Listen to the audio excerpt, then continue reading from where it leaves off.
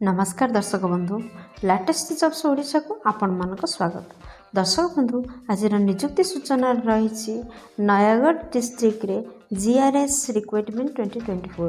दर्शक बंधु एथिपाई आपन को ऑफलाइन रे आवेदन करिबा पड़िबो। जदि आपण माने प्लस 2 टी करछंती ताहले ई पोस्ट पे आवेदन करि परिबे। 156 पोस्ट वैकेंसीज रिलीज होछि। इहा सहित आपण माने जदि गंजाम डिस्ट्रिक्ट रु आछंती ताहले मध्ये गंजाम डिस्ट्रिक्ट पई जीआरएस प्रकाश पाइलानी। आपण माने गंजाम डिस्ट्रिक्ट पिला हेतिले मध्ये आवेदन करि परिबे। एणु गंजाम डिस्ट्रिक्ट और नयगढ़ डिस्ट्रिक्ट पई अप्लाई लिंक सबू डिस्क्रिप्शन रे आपण माने पाइ जिवे। जदि आपण माने इंटरेस्टेड अछंती गंजाम किंबा नयगढ़ डिस्ट्रिक्ट रे जीआरएस पदवी पई ताहले जानि नियंतु आपनकर शिक्षागत योग्यता कोन रहबा दरकार, बयस सीमा कोन, सिलेबस डिटेल्स कोन, वैकेंसी डिटेल्स देखंतु, टोटल पोस्ट केते रहिछि, एप्लीकेशन फी अछि कि नहीं, प्रेशर पोस्टिंग केउठी रहबो, इंपोर्टेंट डॉक्यूमेंट कोन कोन आवश्यक हबो। जदि आपण माने एहा को तो ऑफलाइन रे आवेदन करिवे, इंपोर्टेंट डेट कोन रहिछि, किपर आपण माने अप्लाई करेंगे, ये समस्त नोटिफिकेशन तो देखा चलतु। दर्शक बंधु बर्तमान मुझे आपण नहीं आसी ओडिशा गवर्नमेंट जॉब रो एक जॉब पोर्टल साइट को आपण मैंने जब यही पेज रे पहुँचा चाहते आपड़ देखिए वीडियो तले डिस्क्रिप्शन बॉक्स फास्ट लिंक रे क्लिक कर दिंतु। आपण मैंने पेज रे पहुँची जाए। Nayagarh district GRS requirement 2024 full details रे जानतु। नेम ऑफ ऑर्गेनाइजेशन है जिला परिषद नयगढ़ ओडिशा। नयगढ़ जिला परिषद तरफ विज्ञप्ति आपण जारी होती। सांगे सांगे गंजाम जिला परिषद पाखर आपणकर विज्ञप्ति जारी होती। गंजाम जिलार डिटेल्स लिंक डिस्क्रिप्शन रे उपलब्ध रही। आपण मैंने चाहिए यह अप्लाई लिंक में नहीं पारे। दर्शक बंधु जॉब टाइप देखो कॉन्ट्रेक्चुअल बेसिस रे आपन को जॉब टी मिल। जॉब कैटेगरी होची ओडिशा गवर्नमेंट जॉब माने ओडिशा सरकारी नियुक्ति। दर्शक बंधु नेम ऑफ पोस्ट देखो क्यों पोस्ट पे वैकेंसीज रिलीज होती। आपणकर ग्राम रोजगार सेवक बा जीआरएस पदवी पे आपणकर विज्ञप्ति जारी होती। एप्लिकेशन मोड आपणकर ऑफलाइन रे रहउची। फिर स्पीड पोस्ट किंबा रजिस्टर पोस्ट माध्यम आपन को यह आवेदन करने को हेबो। के मैंने यहाँ आवेदन करेंगे देखूँ। दर्शक बंधु आपण मैंने जदि नयगढ़ डिस्ट्रिक्ट अच्छी ताहले नयगढ़ डिस्ट्रिक्ट पिला यहाँ आवेदन करेंगे। एवं आपणकर प्रेशर पोस्टिंग नयगढ़ ही रहिबो। जेंडर रे उभय पुरुष और महिला प्रार्थी एथिपाई आवेदन करेंगे। दर्शक बंधु एथिपाई आपन को सिलेक्शन प्रोसेस कौन रही आपंकर देखो। आपन को कौन सी भी एग्जाम देवा पड़ो ना, केवल मार्क बेसिस रे आपंकर सिलेक्शन रहिबो। जदि आपण माने प्लस 2 टी करछंती आपन एही पदवी पे अप्लाई करि परिबे एवं मार्क बेसिस रे आपनकर सिलेक्शन रहिबो। तापर आपण जदि मार्क बेसिस रे सिलेक्शन होई परले तापर आपनकर डॉक्यूमेंट वेरिफिकेशन रहिबो। टोटल पोस्ट वैकेंसीज कहबा गले 156 पोस्ट वैकेंसीज रिलीज होछि नयगढ़ जिला पई। दर्शक बंधु Nayagarh district GRS recruitment notification अनुसार आपणकर एज लिमिट 1 अगस्त 2024 सुधा सर्वनिम्न बयस 18 वर्ष एवं सर्वाधिक बयस 40 वर्ष होइतिबा आवश्यक। जदि आपण माने जनरल केस्ट्रु बा साधारण जाति रु आसिछंती। यह व्यतीत एज रिलैक्सेशन मध्ये रहिछि गवर्नमेंट नियम अनुसार। आपन जदि ओबीसी कैंडिडेट होइथिबे ताहले 3 वर्षर एज रिलैक्सेशन रहउछि, जा फल रे आपण माने 43 वर्ष पर्यंत फॉर्म अप्लाई करि परिबे। जदि आपण माने एसटी एससी पीडब्ल्यूडी किंबा एक्स सर्विसमैन अटंती ताहले आपण मान पय 5 वर्ष एज रिलैक्सेशन रहउछि, जा फल रे आपण माने 85 वर्ष पर्यंत फॉर्म अप्लाई करि परिबे। Nayagarh district GRS requirement 2024 important date कौन रही देखो। दर्शक बंधु 22 अगस्त रु यार अप्लाई डेट स्टार्ट होची। माने वर्तमान आज ठारू अप्लाई डेट स्टार्ट होची। आपण चाहिए आज मते आवेदन करि परिबे। एहा जेहेतु ऑफलाइन रे आवेदन होची सेति आपण माने शीघ्र आवेदन करंतु। अप्लाई रे लास्ट डेट रही 23 सेप्टेम्बर 2024 यार लास्ट डेट रोचे। एप्लिकेशन फी विषय जदि आम कहवाक जावा ताहले जदि आपण माने जनरल किंबा ईडब्ल्यूएस किंबा ओबीसी कैंडिडेट अटंती ताहले आपण पई फ्री रही।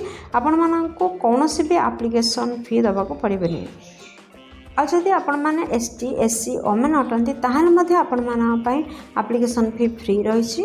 किसी भी एप्लिकेशन फी दबा पड़ोनी। माने कहबाक गले आपण माने जे कोनसी केस्ट्रो बिलोंग करथिले मध्ये नो फी रही। आपण समस्त देयमुक्त आवेदन करि परिबे।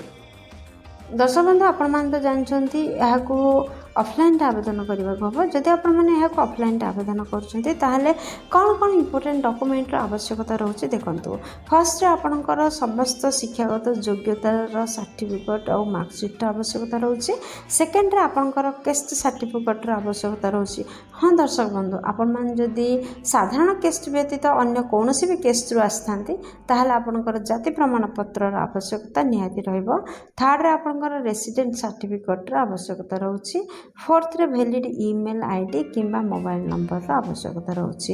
ଫିଫ୍ଥରେ ରିସେଣ୍ଟ କଲର୍ ପାସପୋର୍ଟ ସାଇଜ୍ର ଫଟୋର ଆବଶ୍ୟକତା ରହୁଛି। ସିକ୍ସଥରେ ଗୋଟେ ଆଇଡି ପ୍ରୁଫ୍ର ଆବଶ୍ୟକତା ରହୁଛି। ସେଇଟା ଆଧାର କାର୍ଡ଼ ହେଉ, ଭୋଟର କାର୍ଡ଼ ହେଉ କିମ୍ବା ପାନ୍ କାର୍ଡ଼ ହେଉ, ଯେକୌଣସି ଗୋଟେ ଆଇଡି ପ୍ରୁଫ୍ର ଆବଶ୍ୟକତା ରହୁଛି। ଦର୍ଶକ ବନ୍ଧୁ, ଆମେ ଯଦି ଦରମା ବିଷୟରେ କହିବା ତାହେଲେ ଆପଣଙ୍କର ପ୍ରଥମେ ଦରମା 7,000 ଟଙ୍କା ରହିବ। 6 ମାସରୁ ଅଧିକ କାମ କଲା ପରେ ଏବଂ 1 ବର୍ଷ ମାନେ 6 ମାସରୁ 1 ବର୍ଷ ମଧ୍ୟରେ ଆପଣଙ୍କର ଏହା 8,500 ଟଙ୍କା ପର୍ଯ୍ୟନ୍ତ ଦରମା ରହିବ। ଦେନ୍ ଆପଣଙ୍କର 6 ବର୍ଷ ପରେ 8,800 ଟଙ୍କା ଦରମା ରହିବ। ଦର୍ଶକ ବନ୍ଧୁ, ଆପଣମାନେ ତ ଜାଣିଛନ୍ତି ଏହାକୁ ଅଫଲାଇନ୍ରେ ଆବେଦନ କରିବେ। ଯଦି ଆପଣମାନେ ଏହାକୁ ଅଫଲାଇନ୍ରେ ଆବେଦନ କରିବେ, କେଉଁ ପୋଷ୍ଟାଲ ଆଡ୍ରେସ୍ରେ ଆପଣମାନେ କେମିତି ଆବେଦନ କରିବେ ଦେଖନ୍ତୁ।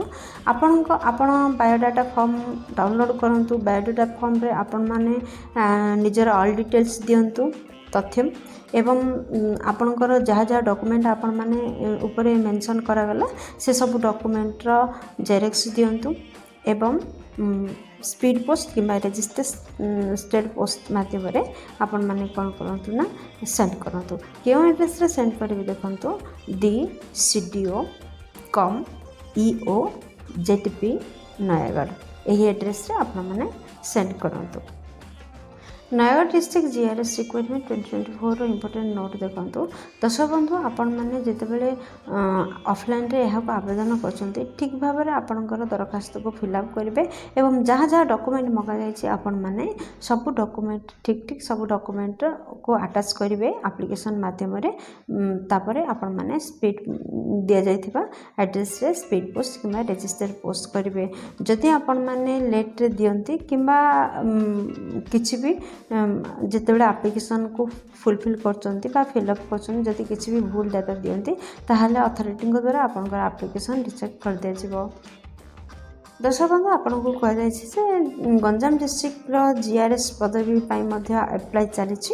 ଆପଣମାନେ ଅଫଲାଇନ୍ରେ ଆବେଦନ କରନ୍ତୁ। 375 ପୋଷ୍ଟ ଭ୍ୟାକେନ୍ସିଜ୍ ପାଇଁ ଆବେଦନ ଚାଲିଛି ଗଞ୍ଜାମ ଜିଲ୍ଲାରେ।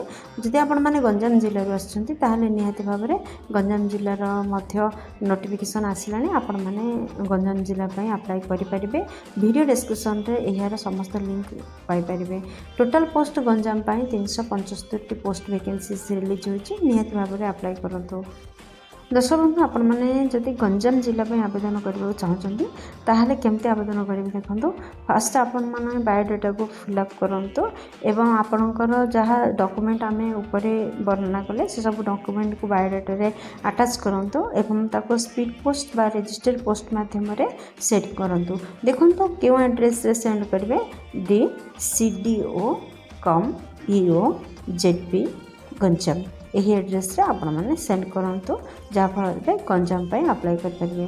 ଦର୍ଶକ ବନ୍ଧୁ, ଆପଣମାନେ ଗଞ୍ଜାମ ଆଉ ନୟାଗଡ଼ ଦୁଇଟି ଯାକ ଡିଷ୍ଟ୍ରିକ୍ଟର ଲିଙ୍କ୍ ଭିଡ଼ିଓ ଡେସ୍କ୍ରିପସନ୍ରୁ ପାଇପାରିବେ ଏବଂ ଆପଣ ଯଦି ଗଞ୍ଜାମ ପାଇଁ ଆବେଦନ କରିବାକୁ ଚାହୁଁଛନ୍ତି ତାହେଲେ କରିପାରିବେ। ନୟାଗଡ଼ ପାଇଁ ଆବେଦନ କରିବାକୁ ଚାହୁଁଥିଲେ ମଧ୍ୟ କରିପାରିବେ। ଦର୍ଶକ ବନ୍ଧୁ, ଆଶା କରୁଛି ଭିଡ଼ିଓଟି ଆପଣଙ୍କର ବହୁତ କାମରେ ଲାଗିବ। ଯଦି କିଛି ବି ଉପକାର କରିପାରିଛି ଭିଡ଼ିଓଟିକୁ ଗୋଟିଏ ଲାଇକ୍ କରିଦିଅନ୍ତୁ, ସାଙ୍ଗମାନଙ୍କ ସହିତ ଯଥେଷ୍ଟ ପରିମାଣରେ ସେୟାର କରନ୍ତୁ। ଯଦି ଚ୍ୟାନେଲରେ ନୂଆ ଅଛନ୍ତି ଚ୍ୟାନେଲଟିକୁ ସବସ୍କ୍ରାଇବ୍ କରି ବେଲ୍ ବଟନ୍ ପ୍ରେସ୍ କରି ଆଲରେ ସେଟ୍ କରନ୍ତୁ, କାହିଁକିନା ପ୍ରତିଦିନ ପ୍ରକାଶ ପାଉଥିବା ନୂଆ ନୂଆ ସରକାରୀ ନିଯୁକ୍ତି ବିଷୟରେ ଚ୍ୟାନେଲଟିରେ ପ୍ରସାରିତ କରାଯାଇଥାଏ। ଦର୍ଶକ ବନ୍ଧୁ, ଭିଡ଼ିଓଟିକୁ ଏପର୍ଯ୍ୟନ୍ତ ଦେଖିଥିବାରୁ ଆପଣଙ୍କୁ ହୃଦୟରୁ ଧନ୍ୟବାଦ। ପୁଣି ଦେଖା ହେବ ଲାଟେଷ୍ଟ ଜବ୍ସ ଓଡ଼ିଶାର ନୂଆ ଏକ ଫ୍ରେଶ୍ ଅଧ୍ୟାୟରେ ନୂଆ ଏକ ନିଯୁକ୍ତି ସୂଚନା ସହିତ। ସେହି ପର୍ଯ୍ୟନ୍ତ ଜୟ ଜଗନ୍ନାଥ।